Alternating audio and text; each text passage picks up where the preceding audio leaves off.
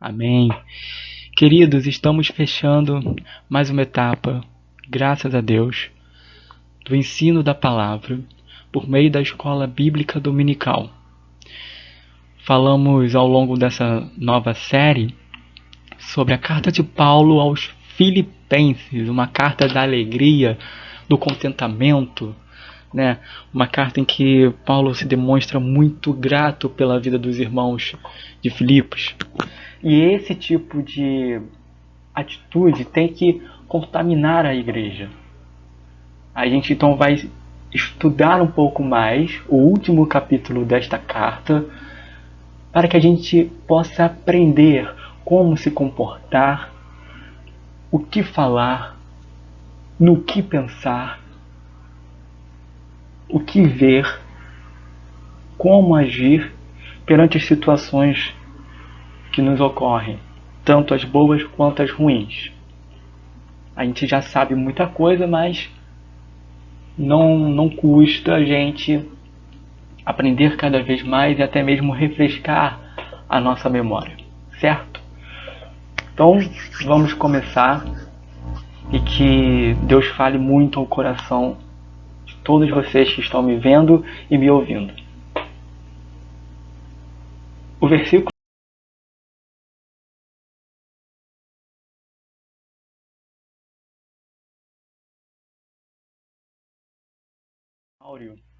que vamos usar é o 12. E ele é a parte B do versículo, que diz: aprendi a viver contente, notem, a vermelhidão, contente em toda e qualquer situação. Toda e qualquer situação vale tanto para as boas quanto para as ruins.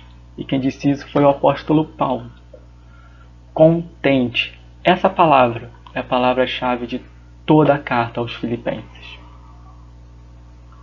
Antes, vamos lembrar o que foi ensinado nos capítulos anteriores. No capítulo 1, a gente pode resumir em tópicos, tanto o capítulo 1, quanto 2, quanto 3. Os tópicos do primeiro capítulo são ação de graças pela igreja filipense, né? A situação do apóstolo Paulo é motivo para progredir o evangelho e a unidade cristã. A unidade cristã que foi falada anteriormente na carta de Paulo aos Efésios, né? A última carta estudada por nós. Ele volta a falar aqui da unidade. Depois a gente viu no capítulo 2 um pedido para existir amor entre os irmãos e a humildade entre todos. Paulo deu o exemplo na humilhação de Cristo, não é verdade? Cristo sendo Deus, ele não fez aquelas coisas que a gente pensou que faria quando nos perguntaram o que faríamos se fôssemos Deus. A gente pensaria, eu vou acabar com a guerra, eu vou deixar ninguém com fome, eu vou fazer sempre o bem, eu vou eliminar completamente o mal. Mas ninguém pensaria, se eu tivesse os poderes de Deus, eu ignoraria isso, usaria esse poder para o bem e para que eu morresse no lugar dos pecadores. Ninguém pensaria isso, mas Jesus Cristo pensou assim, e é por isso que ele aceitou a missão dada por Deus, de neste mundo, apesar de ele ser Deus, morrer em favor de nós, se sacrificar em favor de nós. Isso é motivo de muita alegria.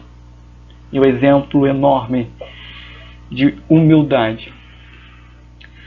Também falamos do desenvolvimento da salvação, como é que a gente desenvolve a salvação? Com ações de graças, com cânticos espirituais, hinos, fazendo bem, obedecendo a palavra de Deus. Paulo deu o exemplo de Timóteo, Epafrodito, para o trabalho no Evangelho. Timóteo era um jovem com quem Paulo tinha uma grande afinidade, a ponto de chamá-lo filho. E Epafrodito era aquele homem amigo de fé, irmão camarada, que muitas vezes passou por muitas situações juntamente com Paulo só para propagar o Evangelho, a ponto de ele ter ficado doente, quase morrendo por causa disso. Mas Deus o curou e Paulo envia Epafrodito junto com Timóteo para que os dois falassem da situação de Paulo aos filipenses e até mesmo estender essa notícia para as outras igrejas. No capítulo 3, nós vimos a exortação referente à alegria cristã. Também a atenção aos falsos mestres, o chamado soberano. Qual é o chamado soberano de Deus? Deus nos chamou para quê? Segundo Paulo, para sermos perfeitos, e perfeitos segundo o critério de Deus. Esse é o chamado de Deus para nós, a perfeição. E também Paulo alerta sobre os inimigos da cruz de Cristo, pelos quais Paulo até lamentou e muito se entristeceu. Ele disse que com lágrimas nos olhos ele se sentia perplexo, triste por serem inimigos da cruz de Cristo, principalmente os judeus, porque Jesus nasceu para primeiro pregar aos judeus e depois dos judeus aos gentios, né? E agora vamos finalizar com o 4º capítulo. Podemos separá-lo em 3 pontos importantes: um pedido de alegria, um aconselhamento em relação a encher a mente de coisas boas e, por fim, um agradecimento aos filipenses pela contribuição a Paulo em oração e dinheiro. A gente sabe que Paulo alugou uma casinha para ficar em prisão domiciliar e talvez parte desse dinheiro veio da igreja de Filipos.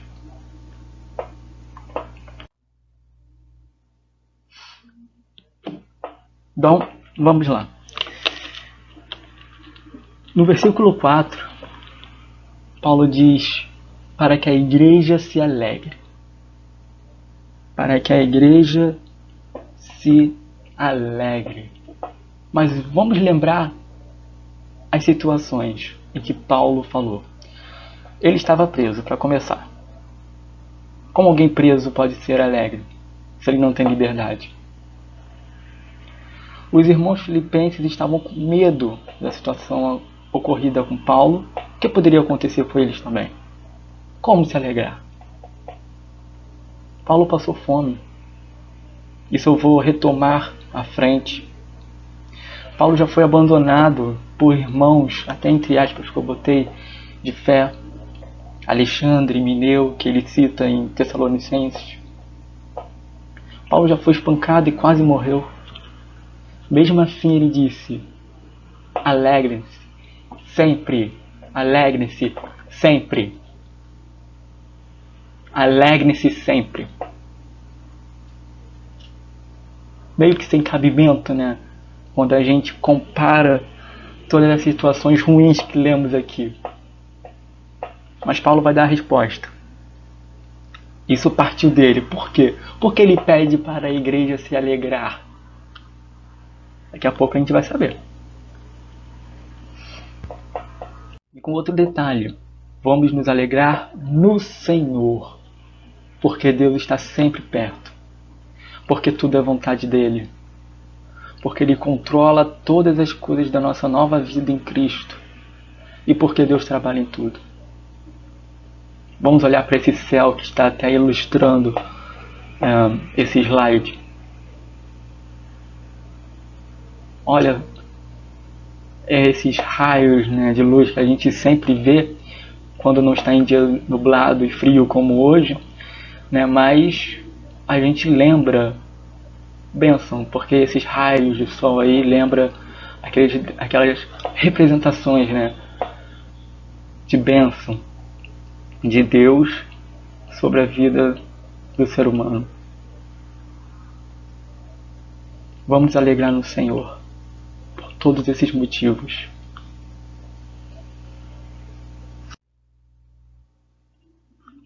No versículo 5, Paulo fala como é que o cristão ele deve se comportar. No versículo 3, eu acabei não falando, mas Paulo diz para um certo irmão que ajudasse duas mulheres que estavam brigadas. Estavam sem se falar porque pensavam diferente uma das outras. Como é normal acontecer, porque cada um tem a sua vivência, cada um tem a sua forma de ver o mundo. Mas como elas são do Senhor, e Paulo sempre falou de unidade, elas têm que ser harmônicas, pelo menos em respeito ao Evangelho. E no versículo 5, Paulo diz: seja a vossa moderação conhecida de todos os homens, de todos os seres humanos, não somente os da igreja, mas também todos. Então a pergunta é: como o cristão tem que ser conhecido? Pela epieikais, que é uma palavra grega, não sei se eu pronunciei corretamente, que possui vários significados, entre os quais decência, justiça, flexibilização, gentileza, suavidade, tolerância, razoabilidade, moderação, amabilidade e retidão. Dependendo da sua Bíblia, a versão vai ser uma dessas. A minha, que eu estou lendo aqui, que é a versão revista e atualizada de João Ferreira de Almeida, moderação é a palavra como for traduzida. Há uma outra Bíblia, nova versão internacional, que traduziu-a como amabilidade. Mesmo com essas diferenças, o assunto é o mesmo, o tema é o mesmo. O cristão ele tem que ser conhecido pelo mundo por meio da justiça, da calma, da tranquilidade, da tolerância. Nada pode ficar muito abaixo ou muito acima. Tem que estar equilibrado, porque Cristo Jesus é equilibrado. E tudo que o cristão faz é para imitar Jesus.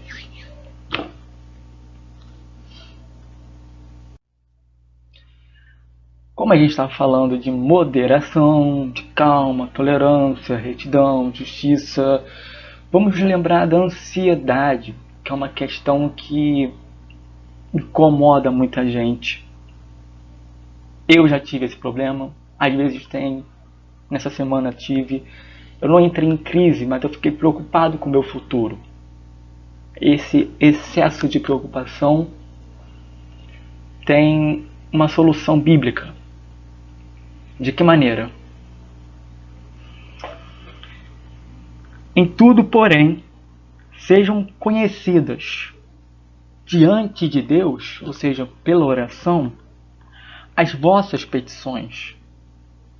Repito, pela oração e pela súplica, com ações de graças. Versículo 7. E por causa disso, a paz de Deus, que excede todo entendimento, guardará o vosso coração e a vossa mente em Cristo Jesus. Portanto, resumidamente, a gente tem que orar a Deus: Senhor, minha preocupação é essa, é a prova que eu vou fazer, é o medo de não dar certo o que eu desejo, é isso, é aquilo. Fala com Deus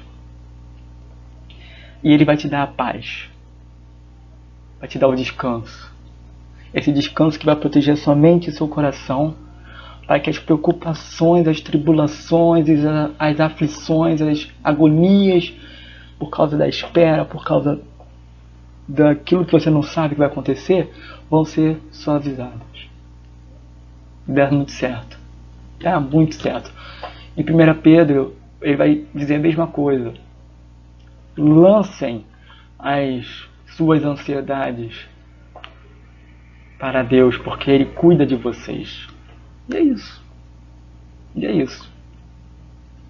Claro que existe a questão que vira uma doença, e nesse caso a medicina pode contribuir. Contudo, isso não impede que Deus haja também. E a paz que Deus colocar no coração e na mente da gente é uma paz indescritível. Indescritível.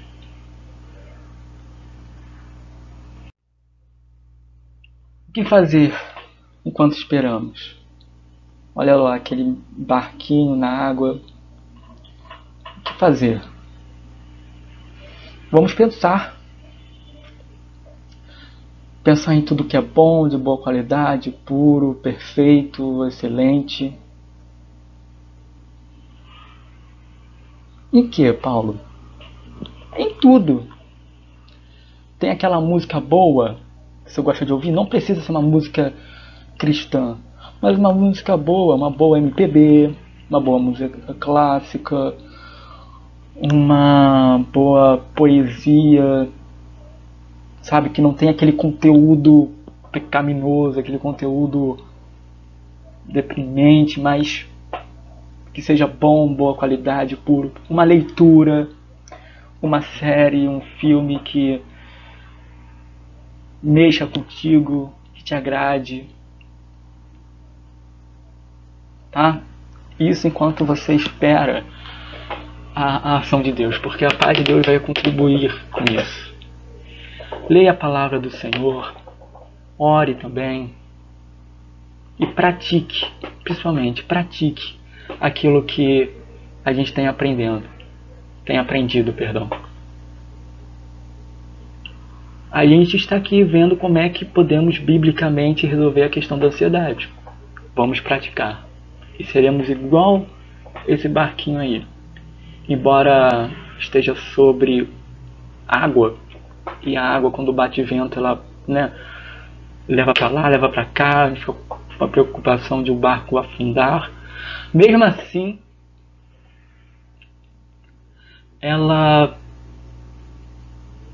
o barco ele está lá, tranquilo, manso, quando a água está mansa. A água a gente pode traduzir como os nossos sentimentos. Jesus vem nos dá calmaria. Tá bom, queridos?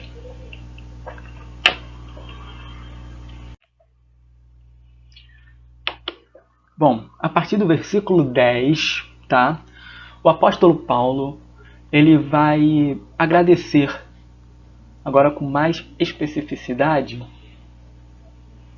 o que o povo da igreja de a igreja de Filipos, fez em relação a Paulo.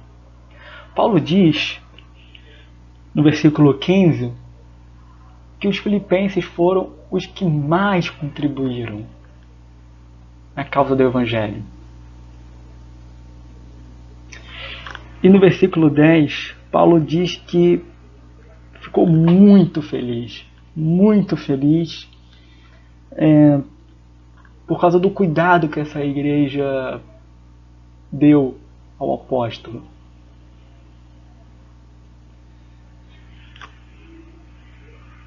E esse cuidado Paulo sempre recebeu desses irmãos. E Paulo diz que essa alegria não é porque ele recebeu o dinheiro dos irmãos. Porque Paulo ele aprendeu a viver contente em todas as situações. Paulo já foi respeitado, já foi desprezado. Paulo já conheceu a riqueza, também a pobreza. Paulo já se alimentou bastante.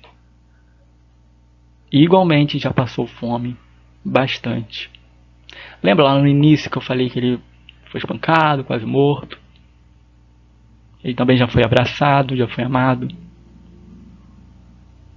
Todavia, Paulo viveu contente até nas situações mais duras, porque ele aprendeu a depender do Senhor para tudo. É por isso que ele diz, no versículo 13, tudo posso naquele que me fortalece. Tudo ele pode, porque Paulo não tinha a sua confiança no dinheiro. Paulo não tinha a sua confiança na situação. Paulo não tinha a sua confiança 100% nas pessoas. Ele só tinha confiança em Deus, em Jesus Cristo. E ele reconhece que, apesar de ele passar por coisas ruins também, Jesus estava com ele. Jesus o fortalecia. Uma vez Deus disse para Paulo, enquanto Paulo estava sendo perturbado por algum tipo de situação, de aflição, são várias teorias para explicar o espinho da carne, Deus o responde assim, Paulo, a minha graça é o suficiente para você sobreviver. É isso para nós também. Jesus, meu irmão, está contigo. Essa pandemia te trouxe algum problema? Não quer dizer que Jesus te abandonou. Você perdeu algum parente por causa da doença? Por qualquer outra coisa? Não é porque Jesus te abandonou. Isso ele está te ensinando a fazer com que você fique firme em todos os momentos, porque a vida é feita de altos e baixos. E Jesus sabe, e Jesus já sentiu, e é por isso que ele pode te ajudar, porque ele é Deus. Ele agora está à direita do Senhor. Ok? Cristo fortaleceu Paulo em todas as coisas. Do mesmo modo, ele fortalecerá. E ele fortalece a mim e a você. Acredite nisso. Confie somente em Jesus quando você for pensar em todas as coisas que estão te ocorrendo. Não confie no dinheiro. Não acredite que as pessoas vão sempre te ajudar, porque só Cristo Jesus te fortalece. E não confie só em si próprio. A maior parte da sua confiança deve ser depositada em Cristo Jesus. Porque você não é diferente de Paulo, meu irmão. Eu não sou diferente de Paulo. Até porque o meu nome também é Paulo. Mas a minha vivência não quer dizer que eu seja pior do que Paulo. O mesmo Jesus que cuidou de Paulo, cuida de mim e cuida de você também.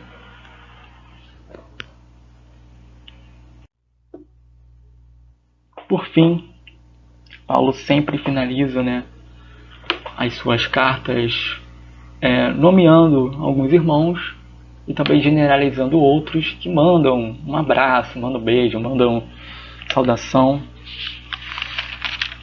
mandam saúde, enfim. E Paulo relembra mais uma vez o que a igreja em Filipos fez para com ele. Vamos ajudar os nossos irmãos que estão precisando.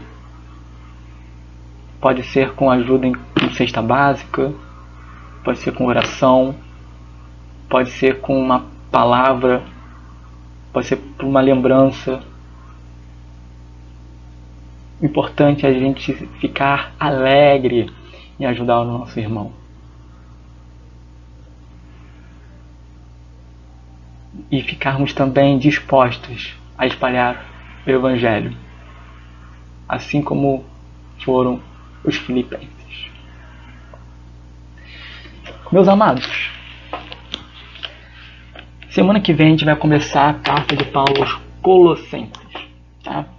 É uma carta que parece muito com a de Efésios. É bom que isso vai dar uma refrescada na nossa memória. Os irmãos já podem começar a ler, já podem estudar, pesquisa na internet, sobre o primeiro capítulo, tá bom? E eu agradeço a todos que mais uma vez estão aqui conosco. Agradeço às professoras Janete e Ana Caroline. Muito obrigado por vocês sempre contribuírem com tempo, com dons, talentos. Que Deus abençoe a todos vocês. Tá bom?